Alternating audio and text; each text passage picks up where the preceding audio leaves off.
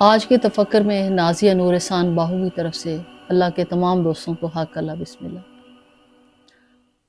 آج ہم جس موضوع پر بات کریں گے وہ ہے حق اور باطل کے حوالے سے، سچ اور جھوٹ کے حوالے سے۔ یوں تو قرآن مجید میں بے شمار آیات مبارکہ ہیں جو کہ حق اور باطل کو بیان کرتی ہیں، سچ اور جھوٹ کو الگ الگ سے کرتی ہیں۔ میں یہاں انتہائی اختصار کے ساتھ چند ایک کا ذکر کروں گی اور ان کو امام الفقر اپنے مشت کامل ڈاکٹر محمد امام بخش کی نظر سے کھولنے کی کوشش کروں گی۔ تو سورہ بقرہ کی یہاں میں آیت نمبر 42 ہے، 42 نمبر آیت ہے، وہ پڑھنے لگی ہوں۔ وَلَا تَلْبِسُوا الْحَقَّ بِالْبَاطِلِ وَتَكْتُمُوا الْحَقَّ وَأَنْتُمْ تَعْلَمُونَ، اور حق سے باطل کو نہ ملاؤ اور دیدہ و دانستہ حق نہ چھپاؤ۔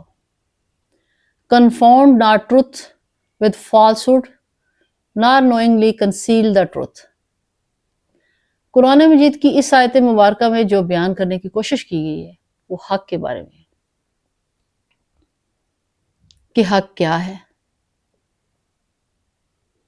جیسا کہ آپ جانتے ہیں کہ اللہ تعالیٰ کا نام بھی ہے الحق، اور جس کا مطلب ہے الٹیمیٹ ریالٹی۔ حق کیا ہے؟ سچائی ہے، سچ ہے، ٹھیک ہے اور حقیقت ہے۔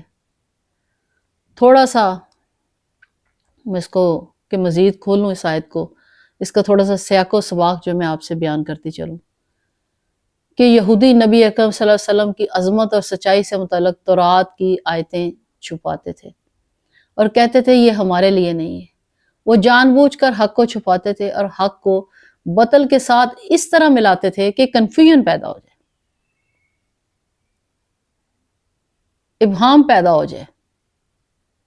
یعنی کہ وہ ایسی آیات کو عیاں نہیں کرتے تھے جس سے آپ صلی اللہ علیہ وسلم کی شان مبارکہ ظاہر ہو اور ان کی عالمگیریت ظاہر ہو، اور یہ کہ وہ تمام انسانیت کے لیے بھجوائے گئے ہیں، یعنی اس چیز کو وہ چھپاتے تھے۔ تو اس کے لیے اس آیت میں زندگی کا ایک اہم اور خوبصورت اصول، قانون اور رول جو ہے نا وہ کھول کے بیان کر دیا گیا، اس کا پھیلاؤ بتایا گیا، یعنی ڈونٹ ہائڈ دا ٹروتھ، یعنی اگر آپ کو سچ معلوم ہے تو اس کو نہ چھپائیں، اس کو دوسروں تک پہنچائیں۔ اگر آپ جانتے ہیں کہ یہ حق ہے، یہ سچ ہے، یہ حقیقت ہے، تو اس کو دوسروں تک پہنچائیں، اس کو اپنے پاس نہ رکھیں۔ یہ آپ کا فرض ہے اس کو دوسروں تک پہنچائیں، نہ ہی آپ اس سے اس طرح سے توڑ مروڑ کے پیش کریں کہ وہ سچ اور جھوٹ مکس کر کے اس کی عجیب سی شکل بنا دیں۔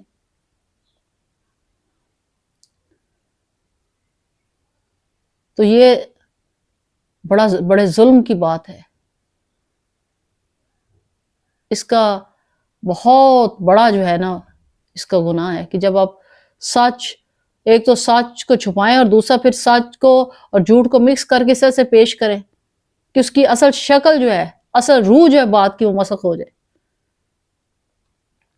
اس لیے آیت مبارکہ جو آپ قرآن پڑھتے ہیں سوچیں سمجھیں تفکر کریں، غور سے اس کی حقیقت سمجھنے کی کوشش کریں، وہ توڑ موڑ کے انہیں اپنے مقاصد کے لیے جو ہے وہ انسان کو نہیں استعمال کرنا چاہیے۔ تمام فرقہ بندیوں، مذہب پرستی اور اس طرح سے کہہ سکتے ہیں کہ چھوٹے چھوٹے جو ہم نے گروہ بندی بنائی ہوئی ہیں لسانیت کی بنیاد پر، فرقوں کی بنیاد پر، مسلک کی بنیاد، اس سے بالا تر ہو کر جو حقیقت ہے، جیسا میرے مالک نے کہا، جیسے میرے نبی نے کہا، اس طرح سے بیان کرنے کی کوشش کرنی چاہیے۔ تو اسی بات کو حضرت داتا گنج بخش رحمۃ اللہ علیہ نے کشف المحجوب میں بھی بیان کیا ہے اور کہا ہے کہ باطل کی قید سے بچنا چاہیے، کہ اگر بندہ باطل کی قید میں مبتلا ہو جائے تو اس سے پھر چھٹکارا ممکن ہی نہیں، یعنی جھوٹ سے، کفر کی بدعمالی سے بچنا چاہیے، سیدھا صاف راستہ اپنانا چاہیے۔ یہاں آپ کو ایک بڑی دلچسپ بات تھوڑا سا تذکرہ کرتی ہوں کہ امام القرطبی ہیں، انہوں نے اپنی تصنیف جو ہے مسند دارمی میں لکھتے ہیں کہ اس وقت کے مدینہ کے خلیفہ تھے سلیمان ابن عبد المالک. تو انہوں نے ایک دن خواہش ظاہر کی کہ کسی ایسے شخص کے ساتھ ملنا چاہتے ہیں جو نبی اکرم صلی اللہ علیہ وسلم یا ان کے ساتھیوں میں سے کسی کے ساتھ رہا ہو. پتہ چلا کہ ابو حازم نامی ایک شخصیت ہیں، وہ ابھی بھی زندہ ہیں. تو خلیفہ نے ابو حازم کو تلاش کرایا اور ان کو بلایا اپنے دربار میں، اور پھر ان سے کہا کہ یا حضرت میں کچھ آپ سے سوال کرنا چاہتا ہوں، میں آپ سے کچھ پوچھنا چاہتا ہوں. تو ابو حازم نے کہا کہ پوچھیے، آپ کیا پوچھنا چاہتے ہیں؟ تو خلیفہ وقت سلیمان ابن عبد المالک نے ابو حازم سے کہا کہ میں زندہ رہنا چاہتا ہوں، میں مرنا نہیں چاہتا. I don't want to die.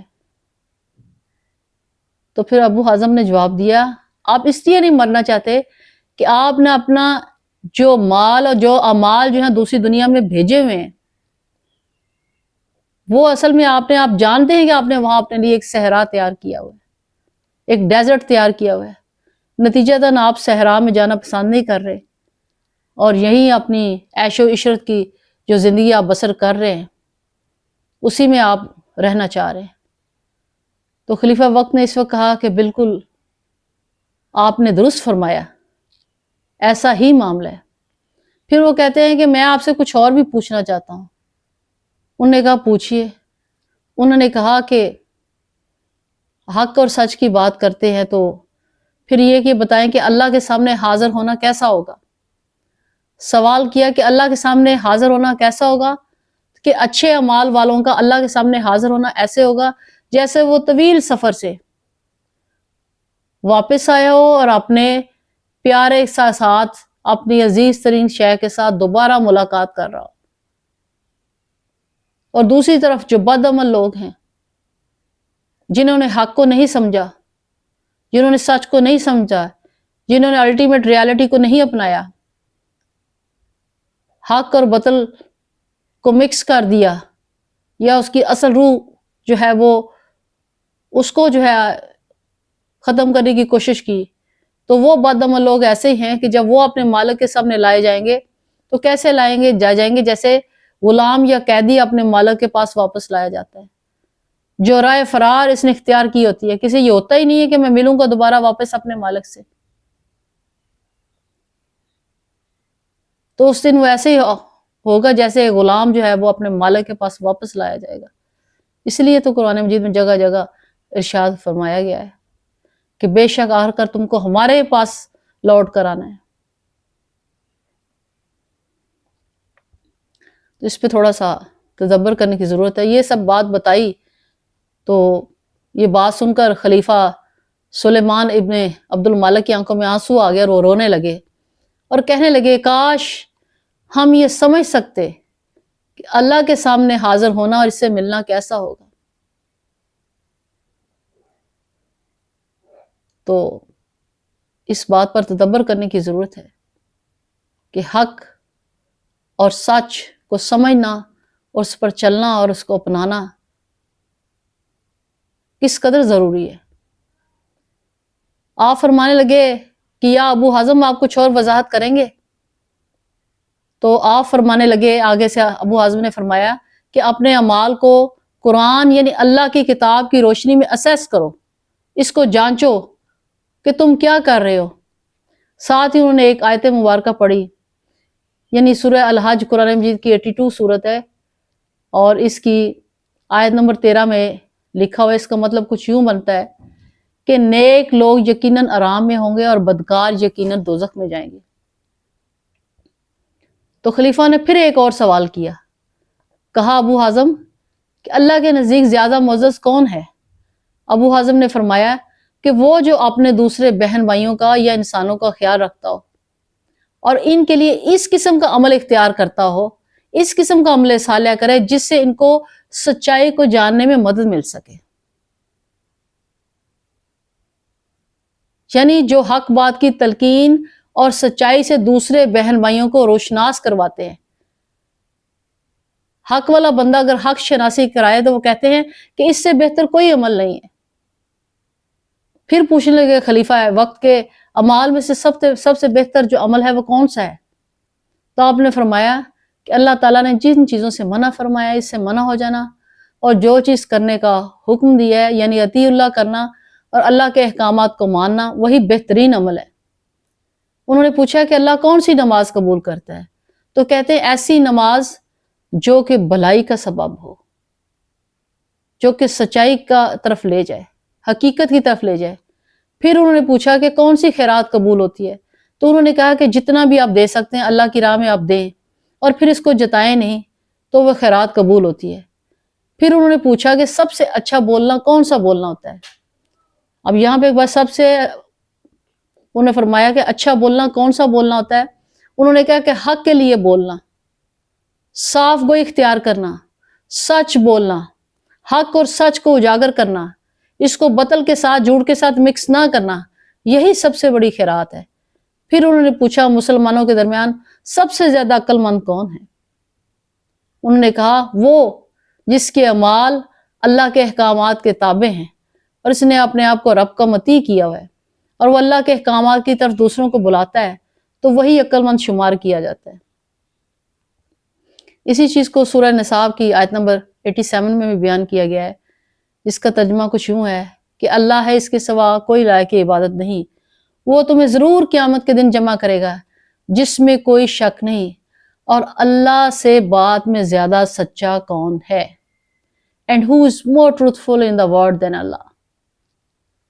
اس چیز کو سورہ احزاب کی آیت نمبر جو ہے وہ 70 میں بیان کیا گیا ہے۔ اے ایمان والو، یا ایھا الذین آمنوا اتقوا اللہ وقولوا قولا سدیدا، اے ایمان والو اللہ سے ڈرا کرو اور صحیح اور سیدھی بات کہا کرو۔ او believers, always fear Allah and say what is correct and straight۔